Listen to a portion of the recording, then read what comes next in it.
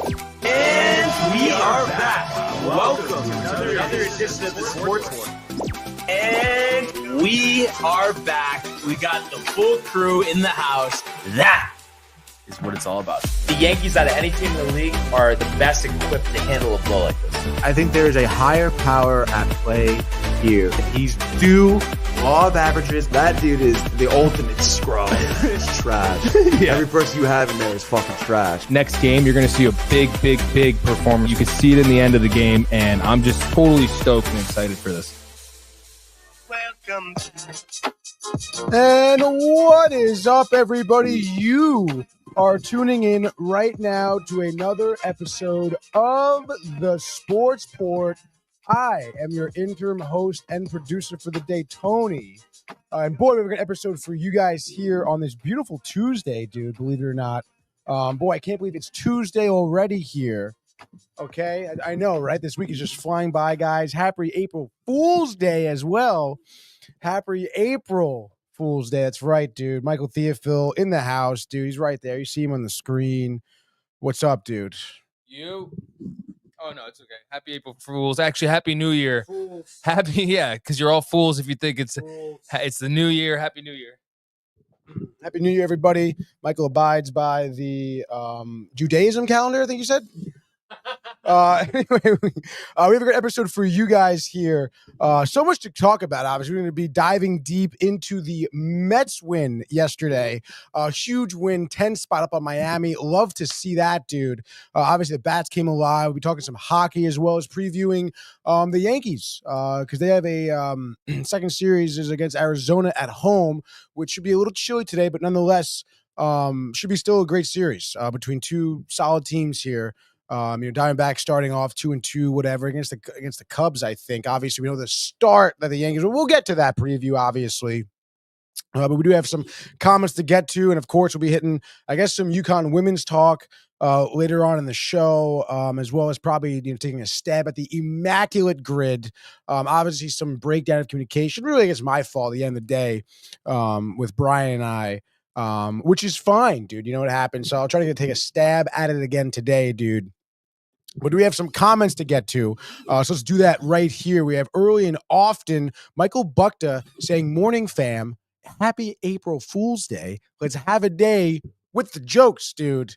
Yeah, there's going to be plenty of jokes flying around here today. You know that, Michael Bukta. If you have 100% healthy LeBron and Luka, we ain't being slowed down one bit. I guess that's Michael's April Fool's joke.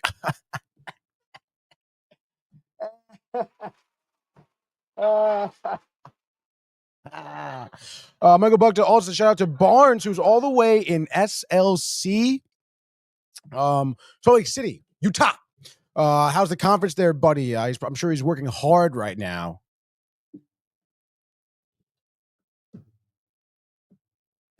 We also have, let's see, Michael Bukta, Boston sports fans, the most annoying and toxic sports fans that I know. Boston sucks, he says.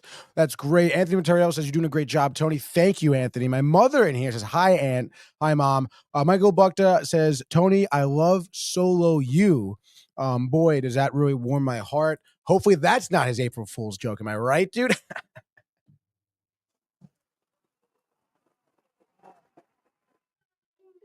Oh, man. Josh B also, he says, "Tony, my brother, what is up, dude?" Not much, Josh. Definitely happy to be here with everyone today. Again, on this Tuesday, stoked about the Mets for sure, which I'm sure we'll get into momentarily, dude. But then Michael Bukta says, "Tatum is my favorite player ever. April Fools."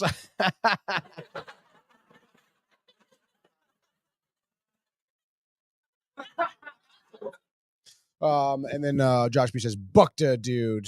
And then Bukta also says, "Tony, you and I need to do a show." Yeah, dude, I'd absolutely be down for that. Michael Bukta also says, "Got you good," he says. Bam, bam, bam. Things are really heating up here at the DTV studios. But in any case, dude, like I said, we have a lot to get to, a lot to talk about. So I guess the first thing I did want to talk about is some baseball. So let's toss it over there to the world of the MLB.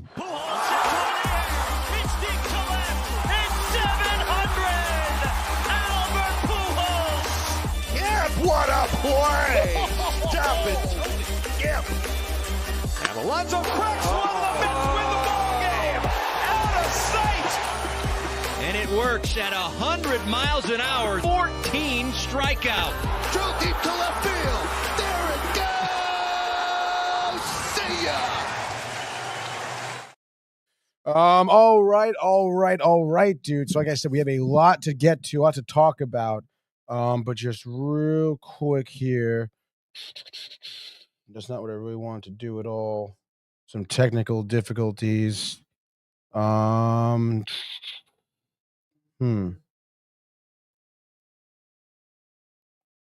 weird. All right, in any case, dude, let's just keep it moving here. Because we do have, like I said, a lot to get to here. The Mets is really what I want to open up with. Obviously, see Pete Alonso there on the thumbnail. He got on the thumbnail this year before Judge, which is great. But the Mets put up a 10 spot, like I said, against the Marlins, dude, 10-4. And obviously, the first series here that the Mets had against the Astros, the bats were really nowhere to be found. Okay. I mean, that's really at the end of the day, there was nothing, Alonso really kind of dropped the ball. So did Lindor, Vientos talked about it yesterday. Soto, obviously, big moment where you expect him to show up. Really kind of didn't in game one, obviously, in the season opener. But obviously new series. I said yesterday, keep it high, keep the bats ready, dude. They'll come around, sort of deal. And they did last night. And it was absolutely phenomenal to see. So let's really break down the game here in terms of the scoring and how we got there.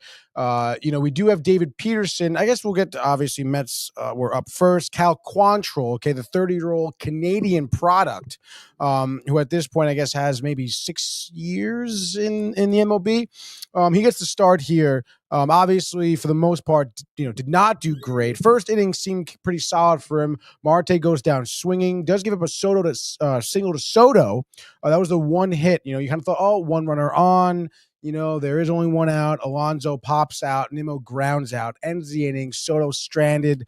You kind of got this uneasy feeling. I think, again, as a Met fan, you really don't have, I guess you want to give them the leash, but you really don't have the leash that you want, for the Mets, because everyone's kind of really impatient here, specifically with Soto and with, getting started off to a good year, which obviously, like I said, first season they didn't. But after that inning, I don't know, you kind of have that weird feeling of, oh man, this is going to be the whole night. Soto's going to get on base, and then people are just going to strike out or ground out or just get out in general. And that'll be probably the story of the game, and we'll lose 2-1 or something dumb like that. And that kind of came to a little bit more of a fruition in the bottom of the first series. You do get David Peterson, who's kind of, towing the slab here last night, who obviously, had a stellar year last season, was a very, reliable guy wherever you really put him, starter role, even sometimes came out of the pen down the stretch of the season, the playoffs. He was like the middle relief guy after Kadai gave his opening innings, right?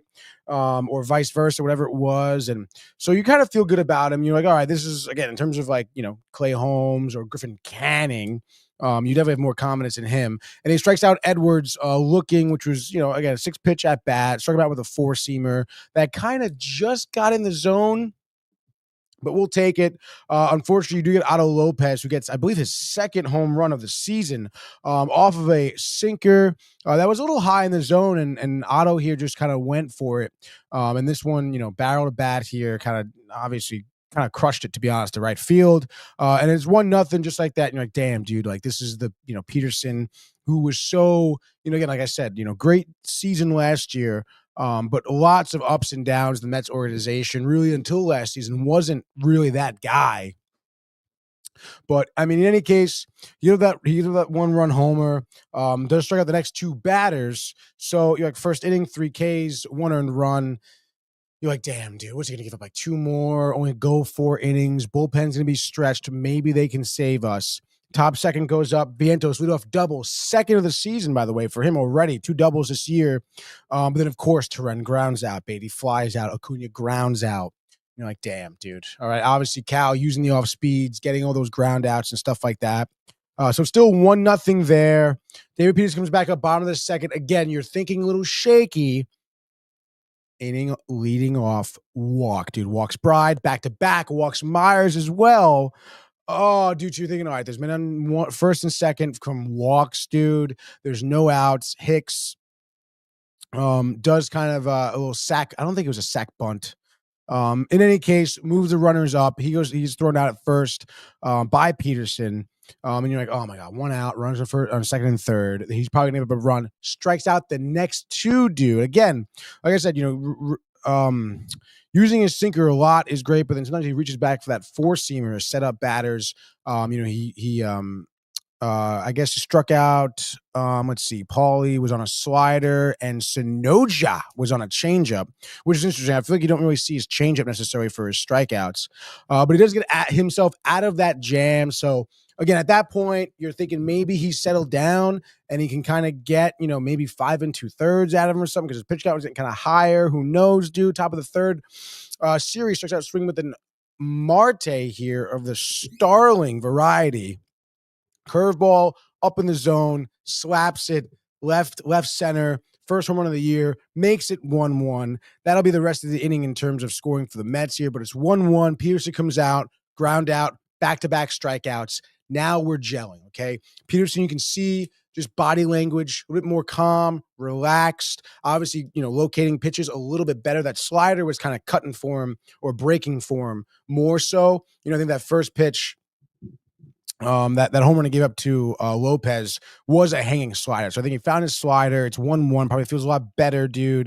And we're going to fast forward now here to the top of the fifth. And in the fourth, by the way, I forget who was it, Bride? I think Bride flew out to right. Soto made a nice catch in right field. But no one wants to talk about that, dude. I had to run it down, whatever, the full reach. But we go top of the fifth here with Quantrill, okay? And I didn't mention this before, but Lindor was not playing in this game, which was kind of weird, to be honest. Because let me tell you something. Francisco Lindor had a baby on Sunday, dude. Obviously, Sunday was an off day. So went home, had the baby. His wife, I think it's their third child. Congratulations, obviously, to him. But then he comes back and goes, yo, Mendoza, I'll be back on Monday. Don't you worry. Like, I want to be a leader here and be impactful. I'm going to be there. Mendoza's like, man, come on, dude. Like, take time with your kid. I'm going to start Acuna. And Mendoza's kind of like, all right, whatever, dude. But he was there on the bench the whole game. So, I don't know, man. I mean, obviously, you would think that if, he was doing well, Mendoza probably would have started him. So, I think maybe it was a little bit more than just, hey, man, go spend time with your kids. Like, hey, man, like, I want to see what Acuna could do here because you're 0 for 11, okay, to start the year off. So, which I think is great. Move by Mendoza, not for nothing. I mean, it is kind of shitty because, like, not for nothing, Lindor could have been spending time with his kid rather than just sitting in the dugout on the bench. But nonetheless, dude, Mendoza obviously holding Lindor accountable, and really himself, because it is his decision at the end of the day. And this is like, how many years are we going to have Lindor not off to a hot start? And it's like, obviously, that is detrimental to the team because, you're not really contributing much besides in some good defense, which is like, it's not like you're, oh my God, like saving the team here. So I don't know. It's interesting, but then like, and I guess like for me, it's like, I don't know, like, is that going to affect him, getting into that MVP, top 2, top 5 discussion year because he didn't get that bad start out of the way? I mean, I don't know if that's how it's going to affect the rest of his year. Like, does Lindor just need that time to, flesh some things out here? And is maybe they're not starting. I don't know. But in any case, I think it's a good call by Mendoza. Speaking of which, Acuna here to start the fifth off does reach an infield single to third. So kind of a dripper, whatever you want to call it, bounces right in front of the plate, goes to third. So tough play to make, no doubt. But Acuna showcasing the speed, which we'll get to in a second, because then we got Jose Siri up at the plate, second pitch curveball. Again, kind of high, but goes for it and ropes this one to right field for a double. Acuna goes from first to home. And he was absolutely flying around the bags, dude. Like, there was no shot. Because the throw, I think, ended up being either cut off or to third or whatever. There was no shot they were throwing it out at home. Or maybe it went to home and he was in the dugout already. Okay, so you love that, dude. Just like that, 2-1. Series hyped. Acuna's hyped. Overall vibes are great with the Mets right now, which is awesome. Marte hit by a pitch, dude, which is kind of tough. Hit really high, I think, by the top of the shoulder. So that's tough. So then you have, runners on first and second, nobody out. For the first time last night, Cal Quantrill walks Soto, obviously trying to pitch around him. And Soto, not for nothing, obviously the strikeout in the Astros, I think it was a slider blown away, whatever it was. He did swing at a pretty bad splitter that was like really had no business swinging at to make it a 2-2 count. And then again, his good eye got him the rest of the way, which is great to see that eye is still there. And that maybe Soto is kind of getting some of the nerves off of his shoulders as well. So you got bases loaded, nobody out, dude. Pete Alonso up at the plate. And I think it's his fourth career grand slam. I forget, maybe even his sixth. But it's like his 227th career home run with the Mets. I think 25 away from Strawberry's record. But seventh pitch of this at bat. So it's a 2-2 count, sinker, high. And Alonso just ropes this one to right field, dude. You absolutely love that. Again, huge grand slam. They come from Alonso, who, I before this had one hit.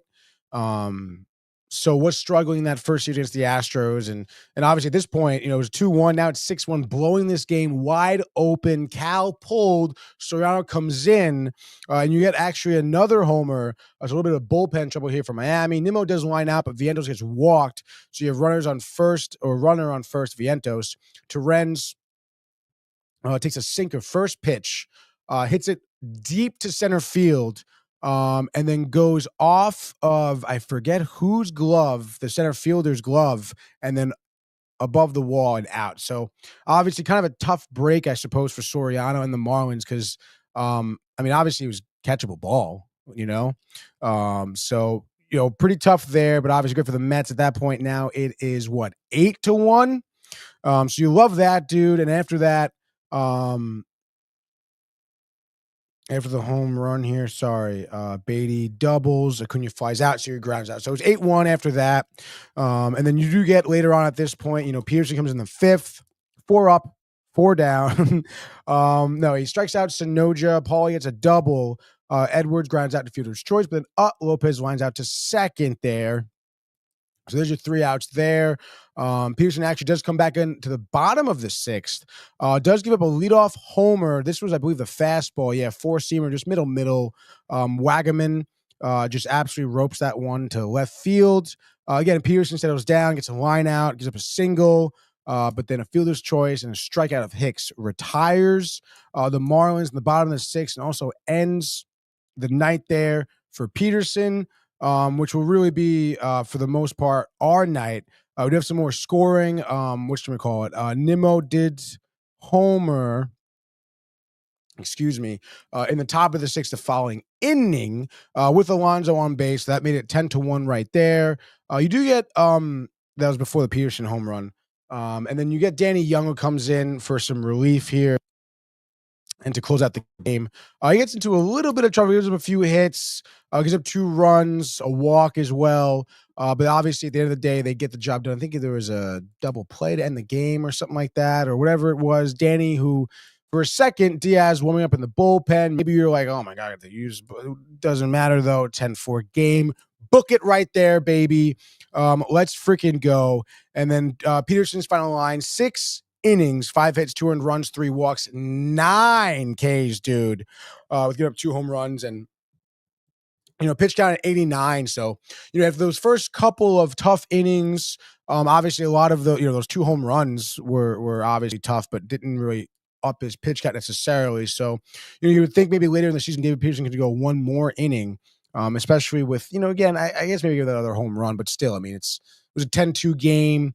Or I guess 8-2 at that point. Like you would still think in the season Peterson gets some more reps there to get some more innings under his belt. But you're stoked about this win.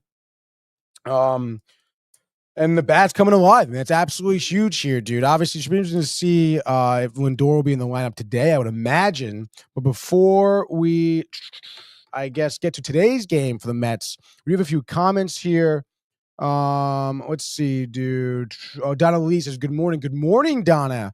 And all. Good morning, all. Good morning, all. Michael Buckner says, hey, Tony, what would happen if Barnes and Gary Cohen went to Cancun together for 6 days, dude? They probably have a great time. Definitely, I feel like would have way more of a better time with Gary Cohen than freaking Steinbrenner, dude. Oh, my God. What do you think what would happen? I just told you what I thought. Brian Barber, good morning. Says, let's go Yankees. Immaculate giving away the grid this morning. Talk about a cakewalk. Interesting, dude. I wonder, I guess Brian did it already. Let me know your score, dude. And he says even Riley could do it. Michael K. If Brian Barnaby was in Cancun for 6 days, Michael K, we'd probably never see them again. They'd run away together, and that's that. Michael Buckner Barnes would have the best time with Gary. Oh my God, dude. Michael Buckner with his fantasies, dude. So funny. But like I said, we do have a Mets game to preview today. Obviously, Superfix. Superfix. I recognized the profile picture here. Tuning in, dude. The Mets had 2 more hits. Than what? 2 more hits than the Marlins? Yeah, it's true. I mean, the Marlins have some good hitters. Obviously, Otto Lopez off to a good year. And I mean, I guess that's really their best hitter right now, I guess, anyway. But still, I mean, yeah, you're gonna give up hits. There's no problem. It's about what you do, turning double plays, getting outs. Peterson did a phenomenal job. 9 strikeouts. When he did get himself into a jam, he was getting himself out by just striking out the batter of the plate, which is nothing wrong with that. 2 more hits, yeah, but they had 6 more runs, Super Vix. Ernie says, what's up, Tony? Tony Wells, how's it going, dude? It's going well, dude. I just want to point out I had the mustache before Austin Wells was even born, dude. It's obviously not true, but I mean, come on. I mean, again, I know people with the Yankee game. Oh my God, Austin Wells. I don't know if you're not hearing that or not, but it doesn't really matter, dude. Oh, can't have that, dude. Can't have that. Sorry, I just want to check something real quick. I'm just going to stop you guys.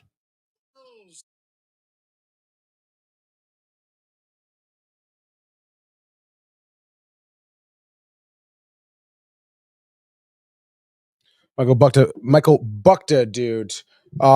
Twins, I tell you, laughing. Superfix, the Marlins pitcher was a loser. Oh, sorry. A loser to begin with. Hey, listen, I mean, I don't know. Superfix, let me know are you a Yankee fan or what's the deal? You're a Phillies fan? Let me know what team are you following? Obviously, you're not a Mets fan, it seems. Maybe you're a Miami fan. I don't know. But yeah, I mean, obviously, I mean, their pitching staff, I mean, they have Sandy. Cal Quantrill has had his ups and downs, I suppose. But again, I mean, if the Mets lineup is so bad, he should have no problem navigating it, right? Well, he had a problem, all right? And we'll see what Sandy does today. And obviously, which kind of segues us into previewing today's game. And we got a pitching matchup, which I think is really interesting. I mentioned Sandy Alcantara, obviously coming off a Tommy John year. And then a year before that, maybe a little bit lackluster because the year before that, 2023, I guess, right? 2022, he wins the Cy Young, has a tremendous year for Miami. And obviously, the following 2 years, not great, obviously. And he's going to be, facing off against the pitcher for the Mets, Kadai Senga, who, again, another pitcher who didn't really have a season last year necessarily, struggled with injury. It was the calf that kind of took him out for the rest of the regular season. That was his last injury, which is pretty odd. It pitched a little bit in the postseason, again, like an opener sort of deal. 3 innings, maybe 6 innings total in the postseason. Had a great outing the first time. Not so much the second time, if memory serves me here. But in any case, I still think he's a great pitcher. We know the volatility of that ghost forkball, and we've seen him throw some good bullpen sessions. So, I mean, listen, I have high hopes for him, and not for nothing. I mean, Miami right now, the hitters, I know they got 9 hits the last night, but that's because, again, Peterson was kind of hanging that slider. So, I mean, if Kadai's able to locate that forkball, the off-speed pitches, obviously we know how lethal it could be in terms of strikeouts. Peterson getting 9, Kadai can get 12, dude, a dozen easily. So it's pretty interesting there that you kind of have two pitchers here that didn't really have a season last year, but obviously have a lot of high hopes. Kadai, by the way, his rookie season was in talks. I think he was maybe top 7 Cy Young. Let's see if we can look that up, dude. Kodai. He was in talks to being an all-star too. Let's see. Cy Young, top 7 Cy Young 2023 season. 29 starts, 2.98 ERA, 166 in the third innings pitched, and 202 strikeouts. So the strikeout stuff is there, dude. We know about that. Obviously, if he just stays healthy in this season, you'd expect him to. Mendoza and the Mets going with a 6-man rotation, and even through the injuries, keeping that 6-man rotation. Kadai is supposed to be our ace. This is our 5th game of the year. Is he starting now? So obviously, the Mets just making sure he's totally healthy and ready to go. So I would expect a really dominant performance from him tonight against the Marlins. Sandy, again, you never know what you're going to get. He does 1 start under his belt, I believe, against the Cubs, maybe 4 2/3, giving up a few runs. So again, let's see what we got here. Spring training, 12 and a third innings pitched over spring training. Didn't give up any runs, so that's great. 0 ERA.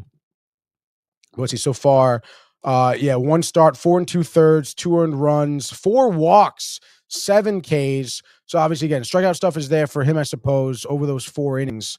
But hey, you got to watch out for those walks, dude. You got to watch out for those walks, dude. Especially all of a sudden now, Alonso's heating up. Maybe Soto's like, hey, man, watch this. Yeah, that's right, dude.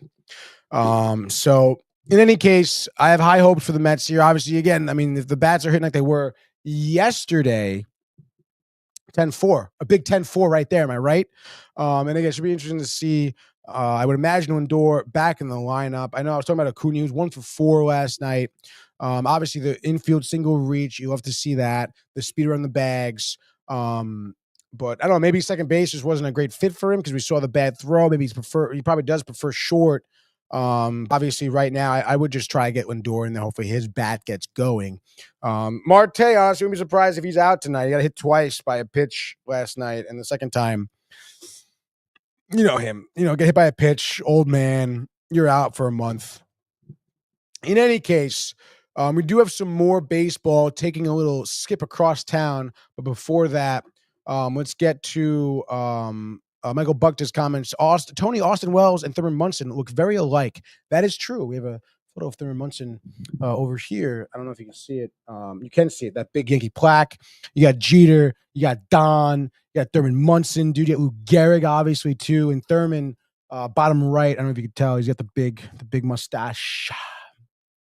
In any case, Michael Buckta, Tony, remember that gaming night? You said we're talking Disney princesses while you were winning. Of course, dude. That got me laughing. That got him laughing. It got everybody laughing. You know what else is funny, dude? The Yankees. They're hosting the D-backs tonight, dude. And honestly, I think it's going to be probably the first test here, I think, so far this season for the Yankees. Obviously, Diamondbacks, maybe not off to a great year last season, not a great follow-up season to making the World Series. Not a great follow-up year to a few guys. I have a Christian Walker not in the team, Corbin Carroll. What's going on, dude? But they do have Corbin Burns, who's pitching tonight. He's on the mound, and boy, is he a great pitcher. So I think it's going to be a great challenge for him, first start of the season, to have to get through, deal with the Yankees lineup, and then, of course, the lineup here themselves having to deal with the top pitcher on the league. And if you look, excuse me, at some of Corbin Burns's stats here from last season, and some people, I guess, had some, I feel like a narrative that it wasn't really that great. He was top 5 in Cy Young contention for the past 5 seasons. He's been in top 10, top 8 actually in the Cy Young, and obviously won it in 2021. Last year, 32 starts, 2.92 ERA, 181 strikeouts, which is down. Every year it's gone down since his Cy Young season. But, I think not for nothing, the past few seasons he's been not even throwing his fastball, which was a dominant pitch out of his arsenal. And I think now he throws that cutter at 95 or 92, whatever it's at. But still, does get good strikeouts. Obviously gets through innings, 194 to third innings here. So almost pitching 200 innings is obviously great here. As I said, his first start of the season. Spring training, I guess didn't go as well as maybe you wanted to. He had 6 starts, 16 innings pitched, gave up 22 hits. Did get 22 Ks, but gave up 9 earned runs. So his ERA was a 5 through those 6 starts. I'm not sure of the game logs necessarily, but obviously for someone like Burns, you would imagine maybe he would breeze through spring training a little bit easier than that. But honestly, I'd love to hear from you guys maybe what you think of the pitching matchup or anything baseball we've talked about. Phone lines are wide open, hot, 646-285-1259 at the ticker bottom of your screen. Feel free to call in. But, I think for now, I would say the Yankees do have a little bit of like makeup work to do in terms of the pitching matchup. Will Warren getting the start here. Obviously not a ton of experience for Will Warren here. But he is a fastball pitcher, I believe. Mostly, I think maybe he throws a sinker a lot more, but his fastball reaches about 94, 95, which is good for him, obviously. And the young buck still trying to prove himself. Let's look up Will Warren. I wonder where spring season. What the hell? Why is it? Yeah, Will Warren, 2024. Here we go. The product out of Missouri here. Career not good, but small sample size. Pretty interesting here. Spring training, 7 games, 6 starts, 23 innings pitched, a 5 ERA as well. So in the same boat as Burns, basically. Strikeout stuff, I guess, is there. 25 Ks over 23 innings pitched. So I guess that's good. 7 walks, though. I don't know, man. I think he's going to have to really dial it in to, I think, try and work on these Diamondback batters here. Projections for this year, 3-5. 66 innings pitched, dude. 5 ERA. I don't know. Not great. 26-year-old product here of the Yankees organization.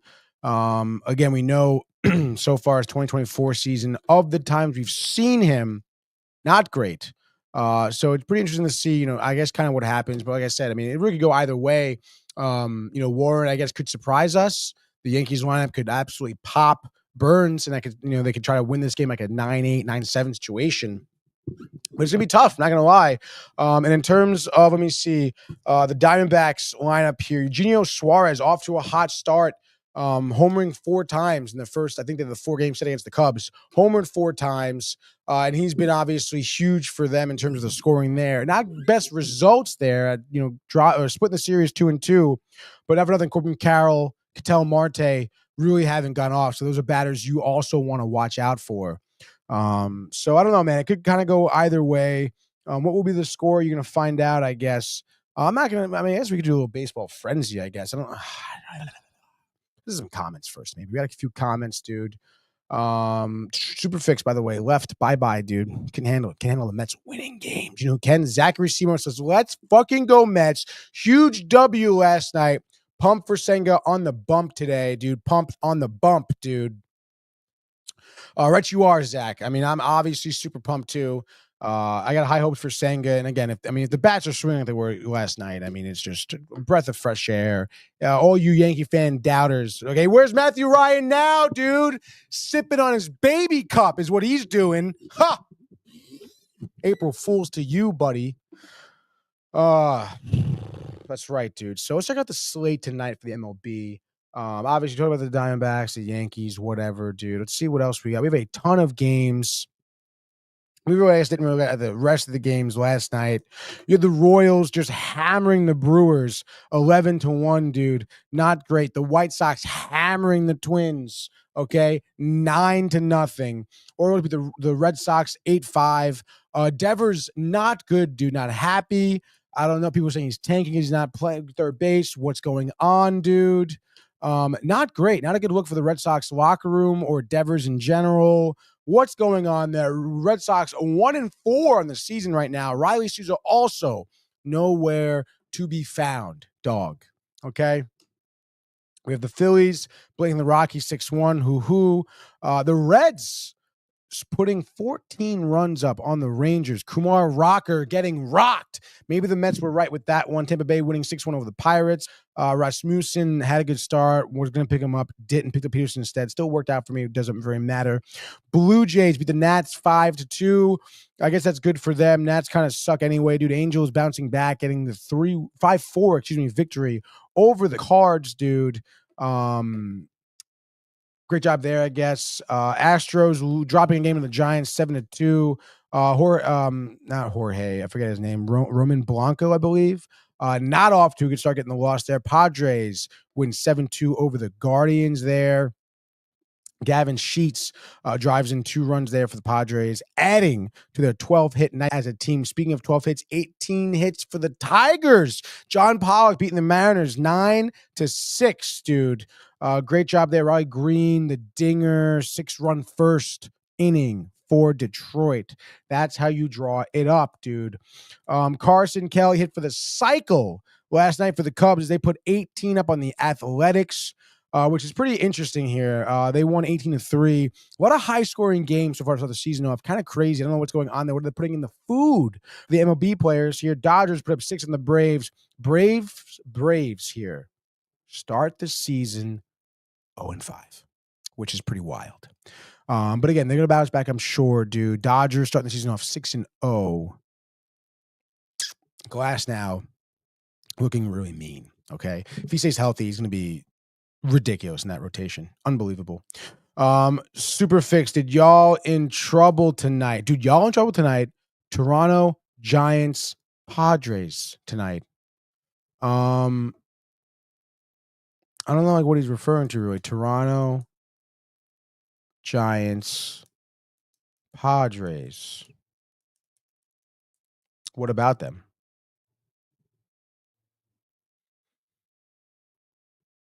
Got nothing, dude. Super Fix. Just absolutely just discombobulated, seeing bright lights. The birds are chirping. Can't handle the Mets win, dude. I don't know, man. In any case, that's basically, I guess, the setup for the Mets. The New York baseball here today. I guess if I really had to guess, dude, and Brian's probably going to be churning over in his grave right now. I think the Yankees do get their first loss. I mean, I don't know, man. The D-backs are really good. Obviously, Yankees, cold night. How many times I hear home opener, well, you know, Judge just isn't a cold weather player. He's from California. So he's probably nowhere to be found tonight, dude. And again, maybe some other tertiary or ancillary players could pick up. But I think Corbin Burns strikes out 10. I think he goes 6 innings. You know, I think he's a dominant player. Maybe you get to the Diamondbacks bullpen a little bit. But I think Will Warren gives up too many runs. And I'm sure the Yankees bullpen is going to be clean. But I think that it's going to be maybe some small ball here. Maybe Warren gets in trouble with walks and control, gives up a big home run in the 3rd inning, maybe last 4 1/3, get to the bullpen early, unfortunately. And Diamondbacks kind of hang on. They win, let's say 5-3. So I would say giving the D-backs and the over for the Yankees game here tonight, dropping their first game of the season. Corbin Burns, I'm anticipating him being in the Cy Young contention. So that right there. Bang. And I would do a frenzy, but nah, I don't want to do a frenzy. Let's get to the Immaculate Grid, because now, honestly, they got me handing Brian Barnaby says the grid here, which oh.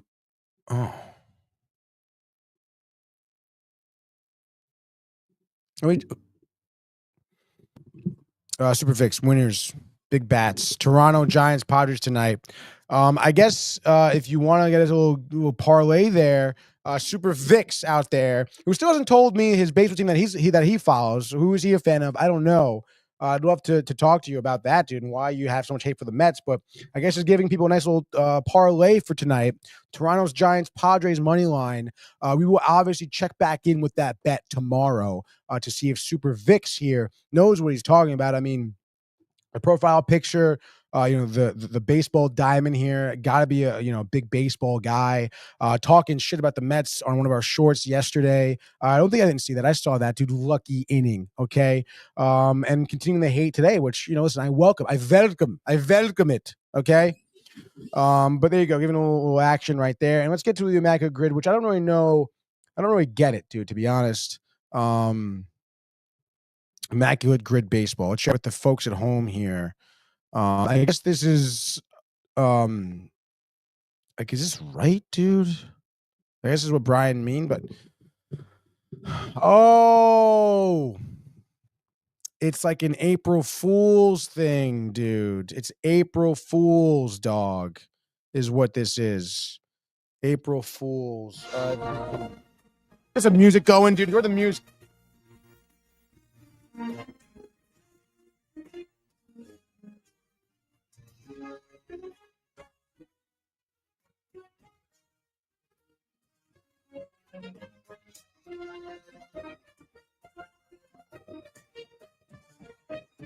All right, I'm just making sure that shit was playing here for you guys. Should be pretty interesting. Josh B, share, like, and subscribe. Super Vix, love your energy. Appreciate it, bud. I'll be here, he says. Obviously, tomorrow we'll check back in, obviously, and he'll be here. I guess, whole episode. Love that, dude. Let me know your fandom. I mean, if you don't follow a team, that's cool, too. That's fine by me, dude. So, obviously, we have 9 players here. Like Brian said, the grid here giving one up. But obviously, hey, I mean, let's try to get a low score. I believe our lowest score is 14. So let's get going here. I'm going to go for, Andy Chavez is someone who I've been picking a lot on this grid. Bang, 0.04, bang. I believe Howie Rowe was talking about Julio Teheran playing for the Mets. Nobody knows that, dude. So bang, dude, 0.03, bang, dude. Moises Alou, right? That's someone we do pick a lot here at the Sportsport. Bang, dude, 0.03. Hideo Nomo, someone else also. Bang, dude. Let's see, we got going 0.03. Bang, dude. Benny Agbayami, dude. The Honolulu native, dude. I saw a highlight yesterday of him with the Mets. Bang, 0.09, dude. Let's go Mike Soroka. Okay. No, is it not Mike Soroka? Soroka. Oh, Michael Soroka. Nobody's thinking of him. Bang! 0.03. I guess he's with Washington now. He was on the Braves. Blew it, though. Doesn't really matter. Let's go with maybe a little Sean Green.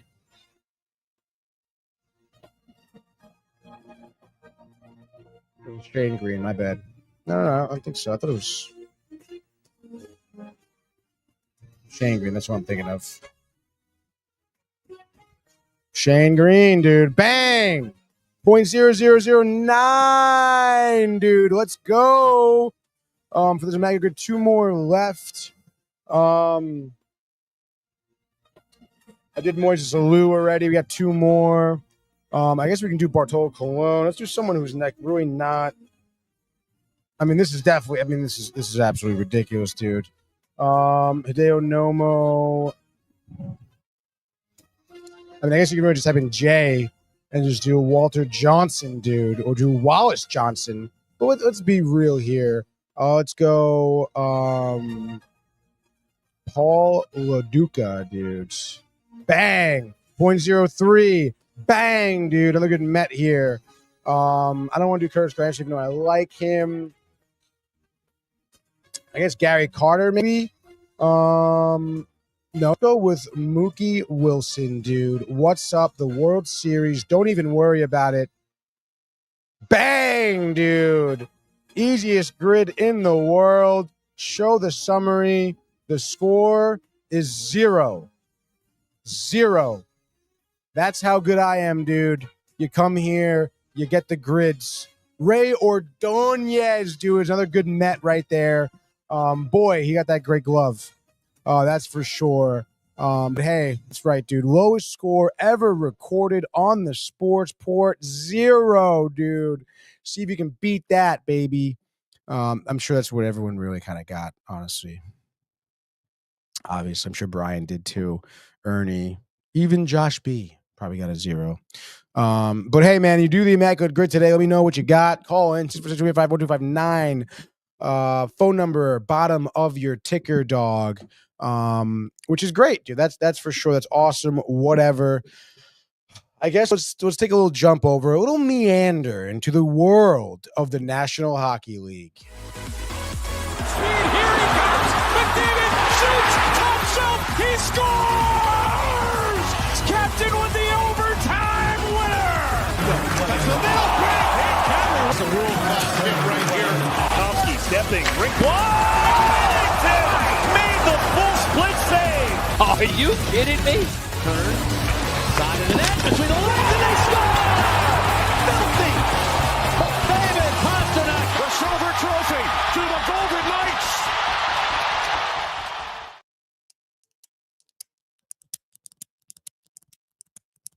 Lot of pens of papers being inked yesterday in terms of entry-level contracts, which we'll get to, obviously. But I do want to recap some games of last night, which is pretty, obviously interesting not having the Rangers on for a few days, a little bit less to talk about around the NHL, a little bit less that I want to break down. But hey, I mean, obviously it's still worth a look here, in my opinion. We'll get to some NHL, which I guess, where's my tab open? It's right over here, dude. So let's go now. How about this? Devils win it in a shootout over the Wild, 3-2. Who called the Jesper Bratt goal? He scored in the shootout, obviously, which was huge for him, of course. A huge win for the Devils. I think I did say the Wild are going to end up losing 3 in a row. So they lost to the Devils, and then they'll lose to the Rangers on Wednesday, which is great. Markstrom, 27 saves, 29 shot attempts there, giving him the 2 in the third period. Devils almost kind of blew it there. But taking the shootout, love to see that, dude. The Flyers beat the Predators 2-1. Watch out, interim coach, who is, I don't even know who their coach is actually right now. Flyers coach. Brad Shaw, dude. The Canadian guy used to coach the Islanders, I think, right? Let's see. Brad Shaw, dude. So let's look up some numbers and letters on Brad Shaw. Ice hockey coach. A little bit of coach.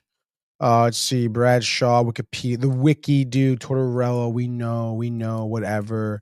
Coaching. He coached the Whalers. Maybe he played for the Whalers. It must have been played for the Whalers. He did play for the Whalers on and off, dude. Head coaching record for the Islanders 05, 06, 06. 40 games, 18, 4 OT losses, missed the playoffs. Suck it, dude. But in any case, good for the Flyers. I think they make it 5 in a row, I think, which is absolutely ridiculous. Just double check here. Bang, dude. For the Flyers here, they've won 3 in a row now. Obviously, they're eliminated. It doesn't really matter. Flames winning a shootout against the Avs. Very surprising here. Flames score 2 in the third to tie the game, force it to OT. Vladar plays a great game here. And then Igor Sharangovich gets the shootout victory for the Flames.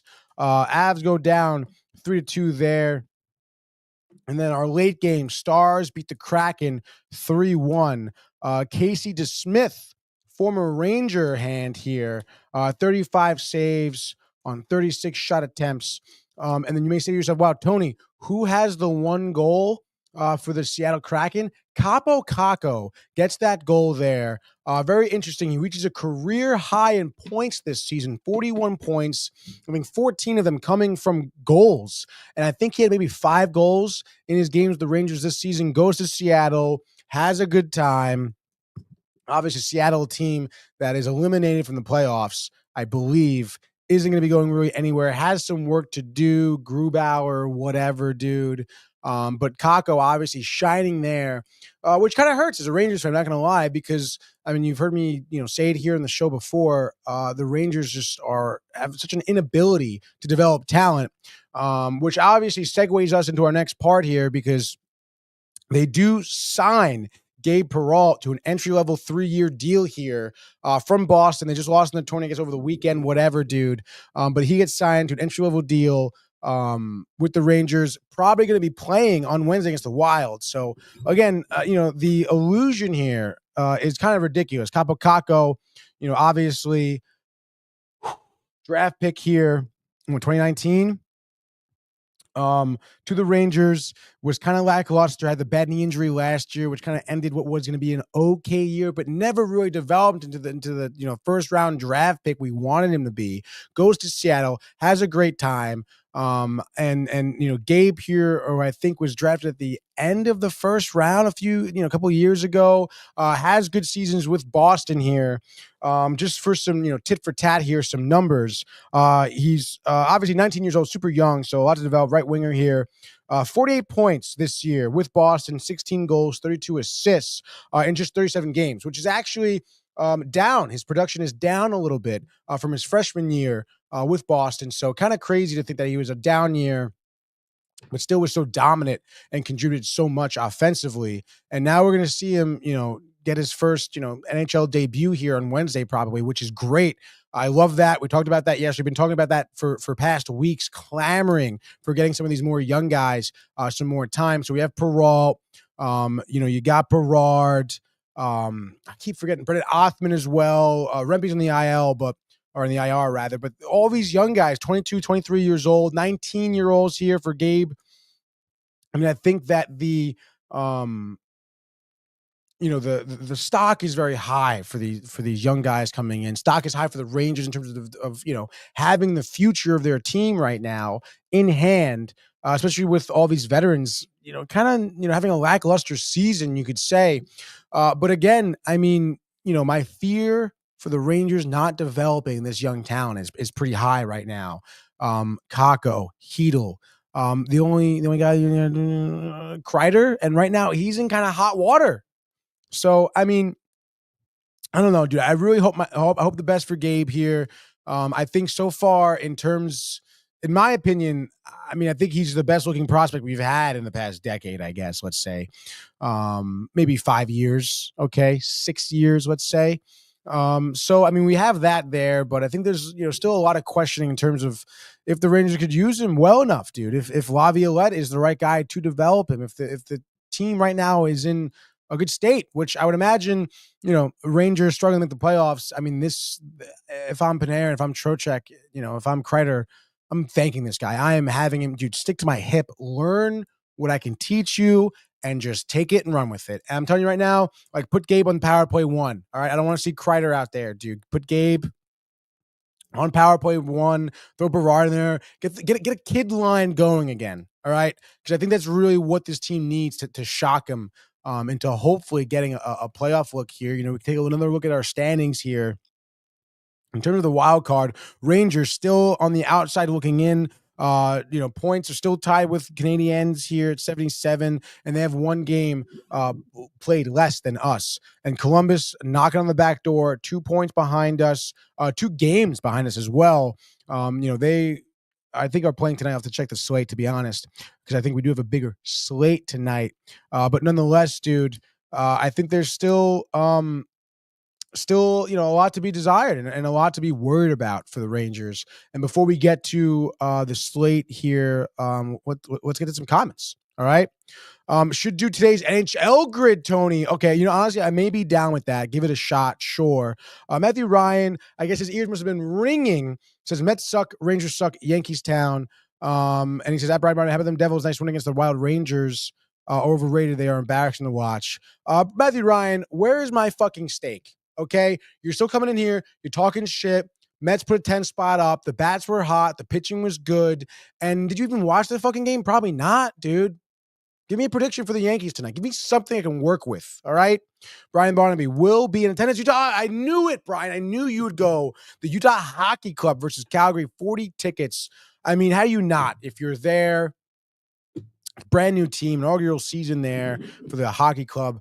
I absolutely love that, Brian. Gabe Peralt, the eyes, yes. Brian Barnaby, embarrassing to watch Rangers now, a bunch of losers, veterans, garbage. Your life is garbage, Matthew. Yankees won 5-1 at least. You don't even sound confident. Get out of here.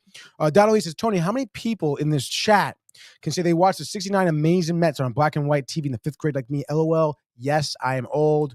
Well, you know what, Donna, you may be, you may be older in age, which is fine. But I am really jealous. I wish I could have watched that on TV. I wish I could have experienced the 86 Mets as well. And I haven't been. You've also experienced 94 Rangers as well. And I don't know where your fandom lies, I guess, in terms of hockey, but I mean, those are 3 championships I wish I would have been alive for. And honestly, really, in my opinion, too, you were alive through some great times, dude. Some great times. I mean, 69 in general. You had Woodstock, the moon landing, dude. I mean, come on. There's so much greatness there. The Jets won a Super Bowl, right? You witnessed the Jets Super Bowl. It's pretty wild. And obviously, that's freaking sick, dude. So we are the ones who are jealous of you. And then, of course, Matthew Ryan, Yankees will win. We got that ready. He's and confident Yankees dominant tonight. Whatever, Matthew. I mean, it's just whatever. And then I guess before we do get to no, let's do the frenzy first, dude. Okay, let's stick to the script here today. Okay, we got a rundown I made, keeping it tight. And there was a big slate here. 3, 6, 9, 10 games here. We got to start off. Let's do it, baby. We're doing an NHL frenzy. Get your pens out. Take some bets down. Let's freaking go. And you know that this NHL frenzy is brought to you by the Hirsch Law Firm, baby. Figure it out. Hirsch Law Firm. All right. So let's get now to today's slate. As I mentioned, we'll be starting off 7 p.m. ESPN Plus, dude. We have the Bruins at the TD Garden taking on the Capitals. Capitals, by the way, also brought up Gabe Peralt's teammate. What's his name? Ryan Leonard. Okay, Gabe Peralt's line mate. All right, brought him up. He could be playing tonight. I think maybe. I'm not really sure. Kind of crazy to be playing in Boston. Doesn't really matter, though. The Capitals coming here at minus 250. Your over-under, ladies and gentlemen, if ESPN would give it to me, is 5.5. Capitals on a 3-game losing streak. Bruins, significant fall from grace on an 8-game losing streak. They suck. Fuck Boston. Fuck the Bruins. Fuck them. Go Capitals. They're bounced back. Ovi, goal. 4 away from Gretzky's goal. Easy money there for me. Bet the house on the Capitals. Swayman sucks. The guy dates losers, too, from what I hear. Next game, let's go to Montreal. The Canadiens take on the Florida Panthers in the Bell Center. Montreal obviously needs a win. They're coming in here at plus 155, tied for the Rangers right now. They have the game in hand, so they need to win here. Outright, separation, second wild card, but Florida says no, okay? They lost to Montreal recently, 4-2. What the fuck, Florida? Tighten it up for us, all right? Please, for the love of Christ. They're coming in here at plus or minus 185. They're favorites. Hammer them. 4-0. Bobrovsky, shutout, 6th of the year. Why not? Panthers and the under with the 4-0 there. Next game, let's stay in Canada. The Ottawa Senators, who are first wild card spot, seemingly going to be sticking there with 84 points. They're playing the Buffalo Sabres, the lowly Sabres, last in the East here. They've been playing good, I guess, as of late, which is maybe why it's a little bit not crazy. Buffalo plus 170. You maybe want to be able to sprinkle a few shekels here, over under 6.5. I would pick Buffalo. I would pick the over. That'd be the only way they win here. And they're actually looking for the regular season sweep of Ottawa. That would make it 4-0 against the Senators this season. I love that. And they're hot winners of 4 of the last 5. They just beat the Capitals 8-5 using their offense. I say Sabres and the over plus 170. Okay, people are loving it. Vegas is going to be hurting after this one. Give me Buffalo Sabres and the over for that. But still move on. 7 o'clock, Columbus Blue Jackets, another team that the Rangers need to take an L, are versing the Predators, dude. Predators on the back-to-back. They lost to Philly 2-1. They absolutely suck. I'm sorry for myself and other Rangers fans, but I can't see the Predators winning here. I hope, prove me wrong. Please, Columbus, stand forth a goal. Many other ones. I say they win 5-2. Give me Columbus and the over. Elvis, I don't know. Easy night, though. 24 of 22. Whatever, dude.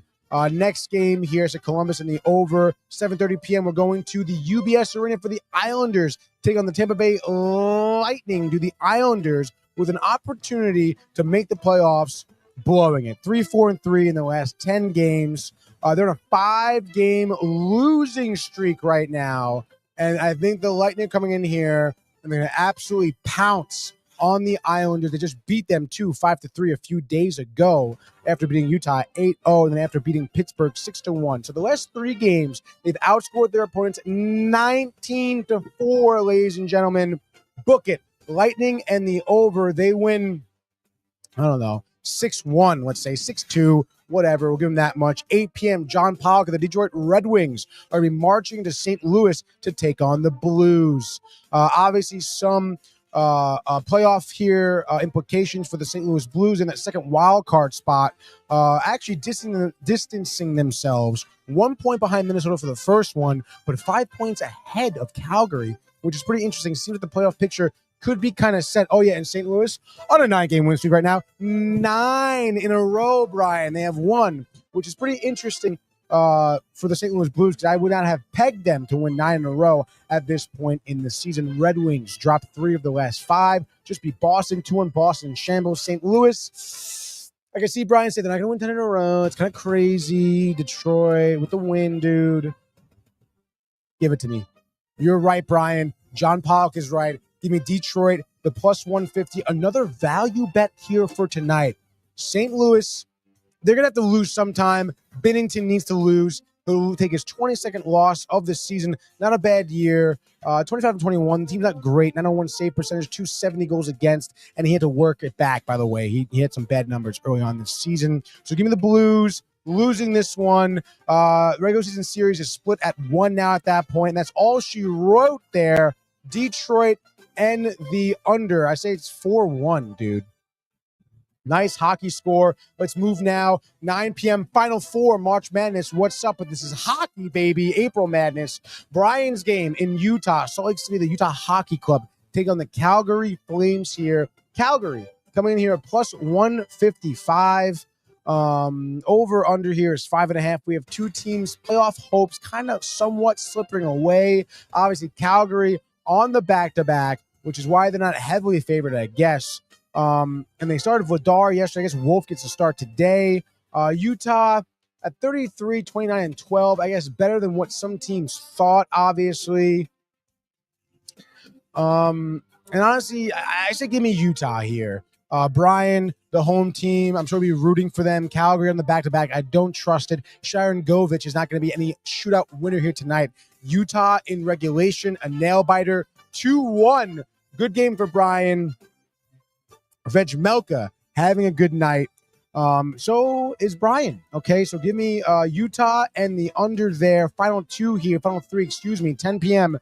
Vegas and the Oilers, a big Western Conference matchup here.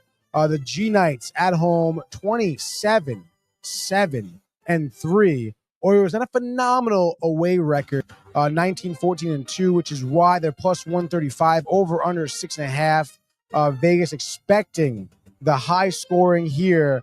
Vegas doing great recently. They're on a 6-game win streak, first in the Pacific, obviously Oilers third, so a divisional matchup here as well.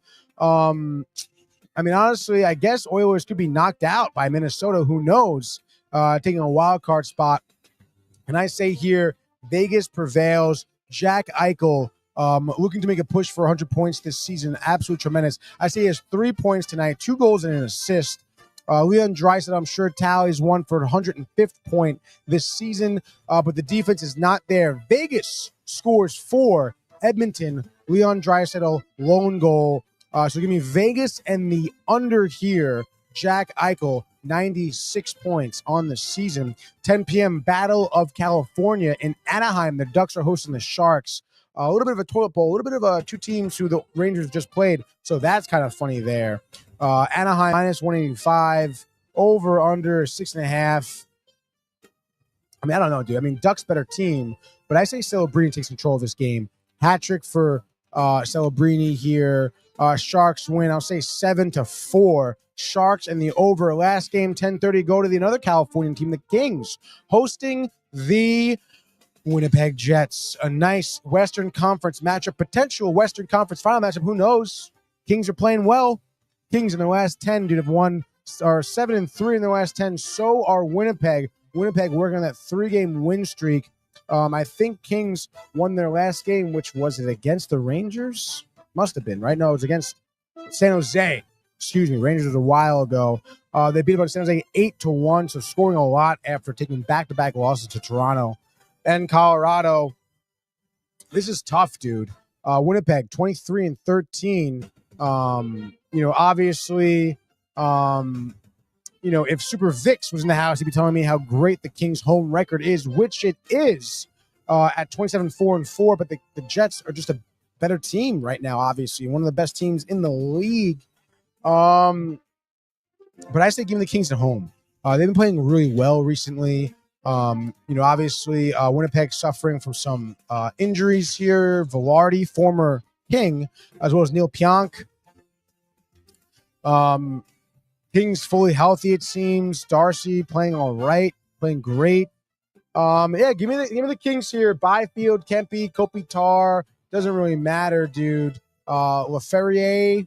I say Kings early and often. Obviously, Hellbuck, hard guy to get past. But I say Kings. I'll say in overtime. Why not? Give me Kopitar, the game winner. Even though Kempe. No, give me Kempe. Kempe, they have that crazy goal, dude. Well, backhanded, no look behind the back passes. Kempe just fucking rips it, dude. Give me his OT winner. 45 seconds into overtime. Less than a minute for sure. Kings win 4-3. And just like that, that is your NHL Frozen Frenzy on this 2 for Tuesday, brought to you by the Hirsch Law Firm, baby. And we do have some comments to get to before we move on with the show. Rangers 0, Wild 7. They play tomorrow, Matthew. But give it a fucking rest, dude. Steak dinner. Give me a day. Give me a day. Give me a time. Give me a steakhouse. I'll meet you there, dude. I don't care if it's fucking Outback. Better not be. Better be better. High-end steak place. Jersey City, Hoboken, New Jersey.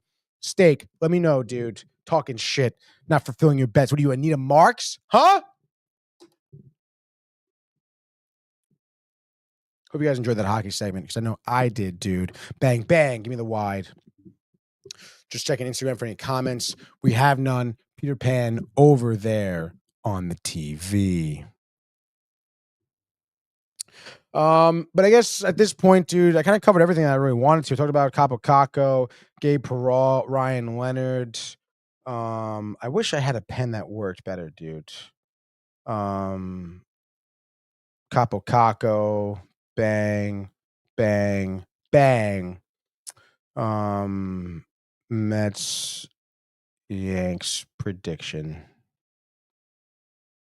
Okay. Couple comments here. Matthew Ryan's talking shit. Oh, the NHL grid. Bang, dude. Matthew Ryan, come up to Success. I'm going to take you out to dinner for your steak. Dude, he spelled state wrong, too. Yankee fan can't spell. NHL grid, good call. Josh B. Always keeping me honest here. And I'm a little worried, dude. I've never really done one, obviously. I wonder if it's still the same deal. That's interesting.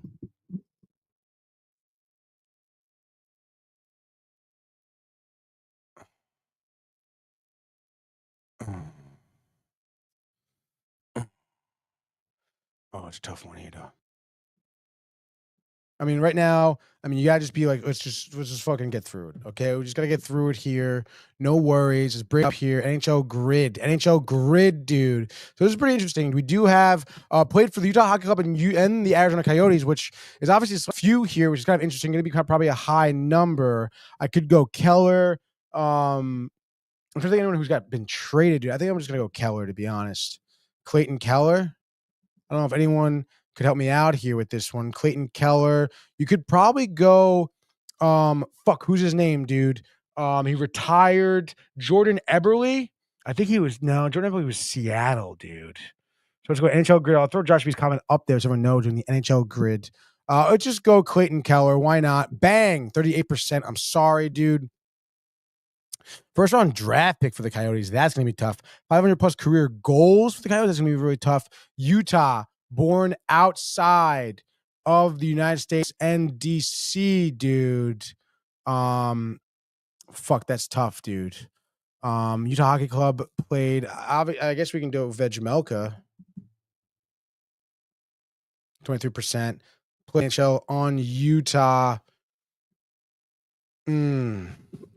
That's like a first round draft pick played in the NHL.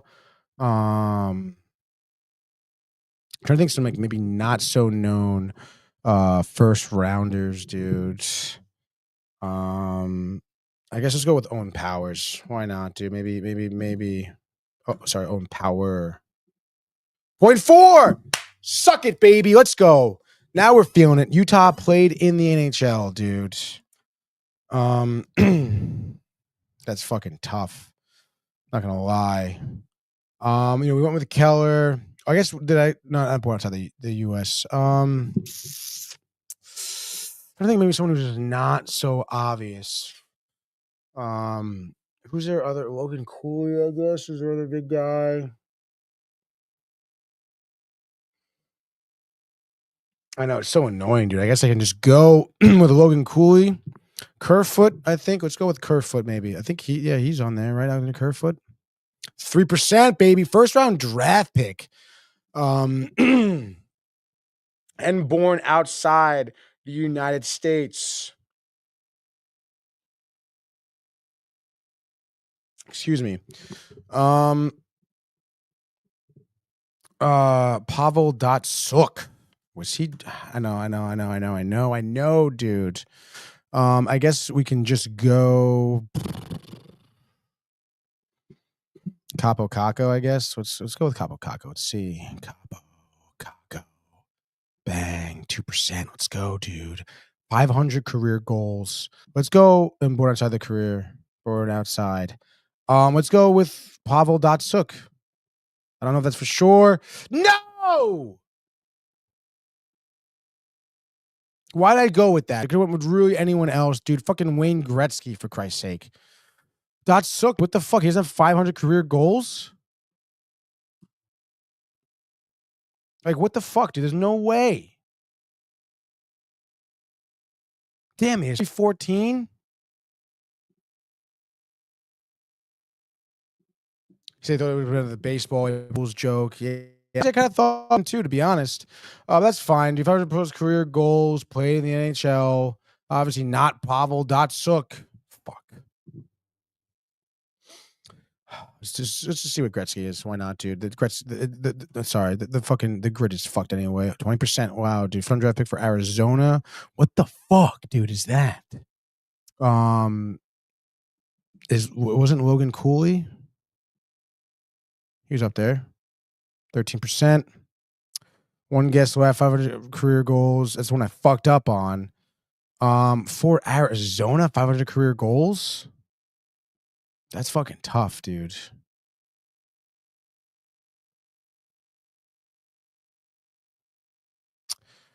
We can do Alexander Ovechkin. Suck it. Who the fuck was it, dude? Who the fuck was it? Oh, I really thought like Pavel Datsuk, dude. That's not Jeremy Roenick is a good one. That's it right there, huh? There's only 7. Let's show 7, dude. 500 career goals. Let's see, dude. Show this tab instead. 500 career goals. For the team, dude. The team. Arizona. You would think, oh, there it is. Arizona. I hate how they do this, dude. I really hate. I would be too. Are we serious? I hate how they organize this, dude. I can't see Arizona, dude. Like, you'd think it would be the first. It has to be the first team, dude. What the fuck? Goals.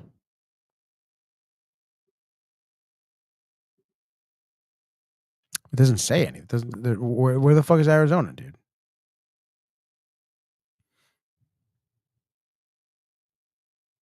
Oh, I'm shot. Phoenix. The P. Brett Hall. Fuck.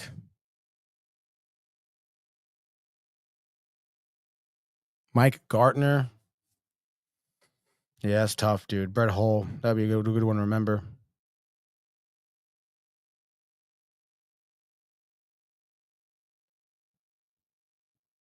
Jeremy Roenick. We got that one. Yep. All right, that was a good one. That was fun. That was fun, dude. A little immaculate grid action for hockey. Maybe we'll do another one tonight, dude. Or tomorrow, rather, dude. I know I'm getting that Brian-itis where it's like, oh, let me just see what yesterday's was, dude. Previous grids. Yeah, I don't know. We don't have time for that, dude. Buffalo, Vegas, Jack Eichel. I mean, all right, dude. Let's just, why not? Okay. 50%. Let's just bring it back. Add to the stage. Let's see, where are we? Show this tab. No, I want this tab. I want this tab instead. Bang, dude. Let's get some hockey music going again. Why not? Dude, bringing it back up. Bang. Vancouver and Vegas. That's going to be kind of tough. Vegas and Ottawa. I don't want to do this anymore, to be honest. 1,000 career points. Buffalo, dude. That's kind of crazy, dude. Yeah, we're not doing this. Bang. Give up on it. It's like that. Oh, Mike's giving me, dude. Oh my God, my name's Michael. I never give up on anything in my entire life, which is a lie. But before, I mean, we're an hour 15. I got shit to fucking do today, people. All right, fuck off. We got some other things to talk about. I guess it's worth talking about UConn women's game, dude. The bracket. They handled USC. I know that girl is out for USC. Obviously, that played a big role here. UConn defeats USC 78-64 here. Paige Buchers, watch out, dude. 31. Paige Buchers, yes, 31 points, 6 assists, 4 steals, dude. Sorry, I was hearing other people pronounce it Buchers all weekend, dude. And then you also had TCU falling 47-58 to Texas. The Longhorns, they hooked them for sure. What's her name? Haley Van Lith. 17 points, 8 rebounds. Not good enough to get the job done. The 1 seed moves on. And if you see the rest of the bracket here, for the women, we do have the Final Four. It'll be UConn taking on UCLA 9 p.m. this weekend. And then South Carolina takes on Texas. So you have a 1 against the 1. And then UConn being the 2, playing UCLA the 1. So obviously the favorites prevailing. UConn, another day, another victory for their women's basketball team. It's tough, dude. Tough out there, you know? Dominant victory. It's like we're winning by 35 points like every day on average. Ridiculous. What's the deal with that? Figured it out. Nelson says, good morning. What's up, dude? Good morning. Michael's giving you the finger right now. No, I'm not. You give him the finger. The finger. No one can hear you. He thinks I'm blasphemous. Michael's doing the devil's work over the weekend. I know it. Mm-hmm. Yeah, you don't have to show me your cross, dude. It's all right. You know, people who flaunt it are from people who just, you know, don't really follow what it means. What? Yeah, it is, dude. Yeah. I did a study in college, my psych class. It was sick. You didn't do a study in psych class like that? What study did you do? People who flaunt it are more likely not to be following it? Study on lunatics. Number 1 person that's a lunatic, gamer tag, Crash Bandicoot. There's only one person that has that tag, though. How do you? There's no sample size. There's no focus group. Not like mine. Go ahead with the numbers and shit, but mine's perfect. Mine's perfect because I'm not crazy. You're crazy for thinking that. Thank you. I guess that really wraps up what I want to do here today for the show. I think pretty solid, pretty concise, especially, you know, given the lack of sports, honestly. Obviously, you know, hockey, baseball, but, you know, no Mets, no Rangers, dude, which is fine. Matthew Ryan can still talk his shit. But I hope you guys really enjoyed this episode. I know I did. Obviously, it's Tuesday, so we'll be back on later tonight. No Manny in studio for Binge Buddies, but 8 p.m. we will be on. We'll be talking White Lotus, the studio, dude. We have some rapid fire news coming your way as well. So 8 p.m. on the Tuesday. We'll probably be watching some of the Yankees game as well. So I'm looking forward to that. I hope you are also. And I want to thank everyone in here for really tuning in and just listening to what I had to say. Obviously, the interactions by Donna, by Super Vix as well. He'll be back tomorrow. Don't forget about your bet, dude. Get a nice little parlay action. We're going to check back in tomorrow. And obviously, Super Vix, you're new here. Hit that sub button. Helps out a ton if you enjoyed it. And tune to Binge Buddies. If you have anything you've been watching recently, White Lotus maybe perhaps. We'll be talking about that shit show as well tonight. Like I said, I want to thank everyone in here. If you're new, not even just Super Vix, hit that subscribe button on YouTube. Helps out a bunch. Hit that like, notifications. You won't miss a damn thing. Helps us bring more good quality content to you, dude. And I know you guys have been having a great time without Brian this week so far. It's only day 2. You have 2 more days of just me, which is great. Tomorrow we'll have Zach on, which is awesome. We have a comment in at the buzzer beater. Josh B, great show as always. Tony, thank you, Josh, for tuning in, for commenting, and convincing me to do the grid. You're a very convincing man. I'm sure you get what you want often, and I hope you do all the time. Hope everybody does. So everyone enjoy the games, enjoy the days. I guess let's go Yankees, and we'll see you Mañana. Hey guys, Tony here from Downtime TV checking in. I want to thank all our fans out there who's been liking, subscribing, sharing our content. You guys are the best. You guys are our bloodline. You make us love what we do. Thanks again.